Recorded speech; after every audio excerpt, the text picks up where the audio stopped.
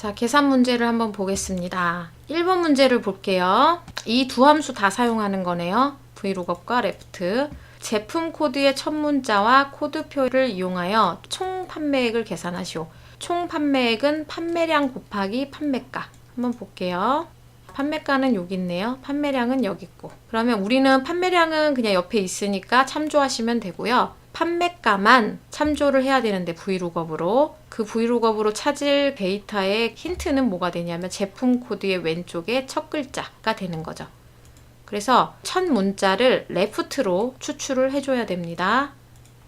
구해보겠습니다. 총 판매 판매량을 클릭을 해주시고요. 곱하기 자 vlookup으로 이 판매가를 찾아볼게요. 판매가를 찾을 힌트는 제품 코드의 첫 글자라 그랬죠? 그러니까 룩업 밸류 이 힌트가 조 A가 되는 거예요. A만 추출하려면 left로 추출을 해야겠죠?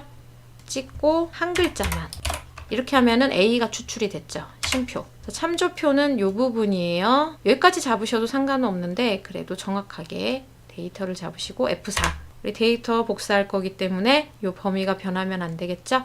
그러니까 고정을 해주시고 쉼표. 첫 번째, 두 번째에 있는 판매가를 우리가 찾는 거기 때문에 2열이라는 2를 써주시고요. 마지막으로 정확하게 일치하는 게 A하고 M하고 D 세 가지가 있어요. 그러니까 정확하게 일치하는 게 여기 있습니다.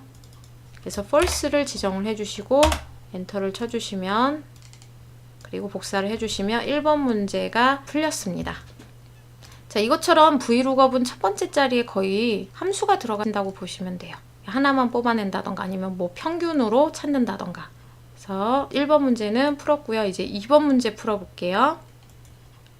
요 중에서 알맞은 함수를 사용을 하래요. 휴가 출발일과 휴가 일수를 이용하여 회사 출근일을 표시하시오. 단 주말은 제외라고 했기 때문에 워크데이가 평일만 계산해주는 함수예요. 휴가 출발일과 휴가 일수. 휴가 출발일인데 이 사람이 이때 출발해서 4일 동안 휴가를 지낸다는 거죠.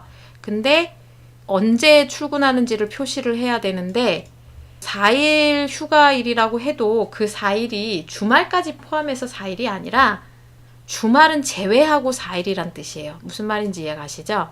그래서 1일날 휴가를 갔는데 4일 뒤에 돌아온다는 게 아니라 주말 제외 4일 뒤에 이 사람이 출근을 한다는 뜻이죠. 그래서 언제 출근하는지 계산을 하는 겁니다. 자, 그러면 워크데이. 자, 워크데이 함수의 설명을 보자면 특정일의 전이나 후 날짜 수에서 주말이나 휴일을 제외한 날짜 수, 평일 수를 반환하는 함수예요. 그래서 워크데이 해주시고 첫 번째가 시작일, 출발일이 요 날짜죠. 그 다음에 며칠이나 지난 후에 여기 나오죠. 여기 휴가 일수. 휴가 일수가 안 찍히는 경우에는 주변에 있는 셀을 찍으신 다음에 키보드에 있는 방향키로 이렇게 조절할 수가 있습니다. 아니면 직접 쓰셔도 돼요. J3을. 자, 이렇게 입력하시고 괄호 닫고 엔터 치시면은 이 사람이 출근하는 날짜가 나와요.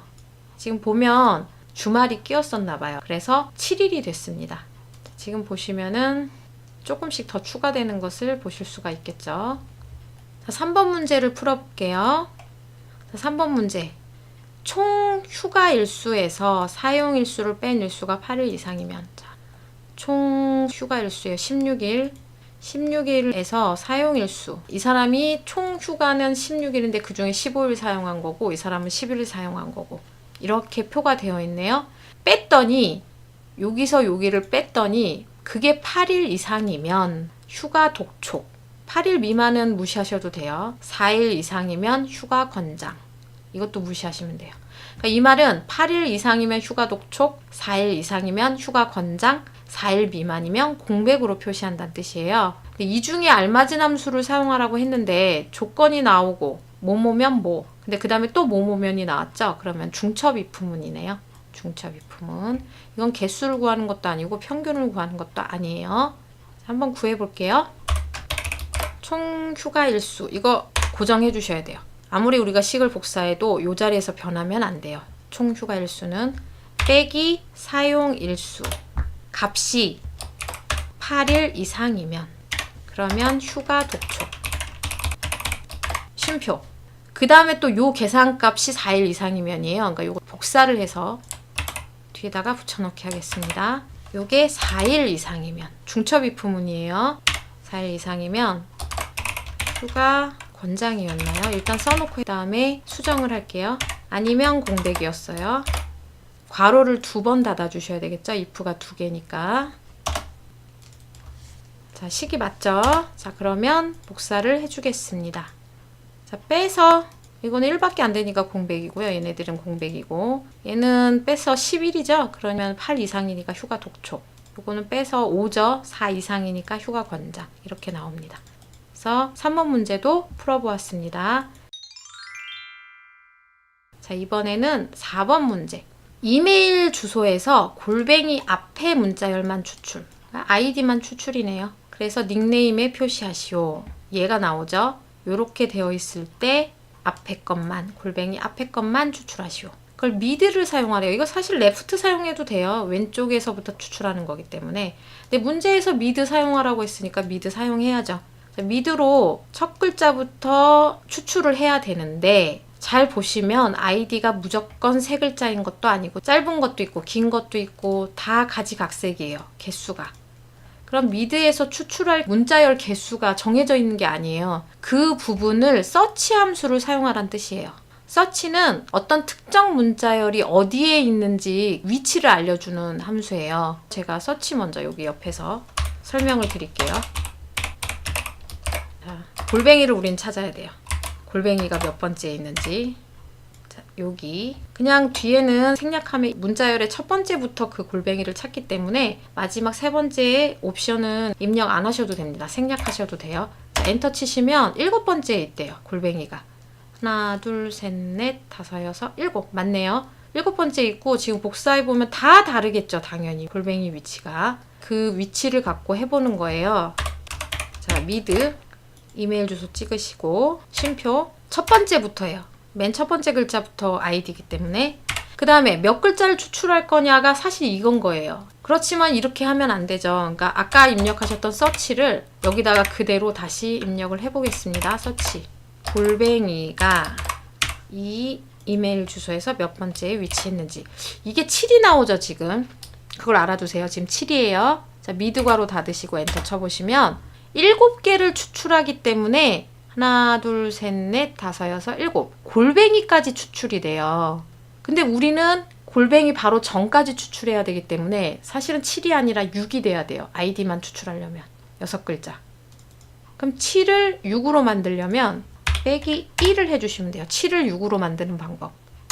그러면 하나 덜 가지고 오니까 골뱅이만 빠지고 아이디만 지금 추출이 됐죠? 자, 6의 정답입니다. 서치 함수가 그렇게 많이 나오지는 않는데요. 이렇게 간혹 나올 수도 있으니까 알아두시면 좋을 것 같아요. 자, 이제 마지막 문제입니다. 마지막 문제가 남학생의 영어 점수. 여자는 빼고 남자만이네요. 남자의 영어 점수 평균. 요거는 알맞은 함수라는 말이 없으니까 다 써야 되는 거죠. 일단은 트렁크 빼고 에버러지 if만 먼저 구해볼게요. 이건 평균 구하는 거죠. 조건에 맞는 거.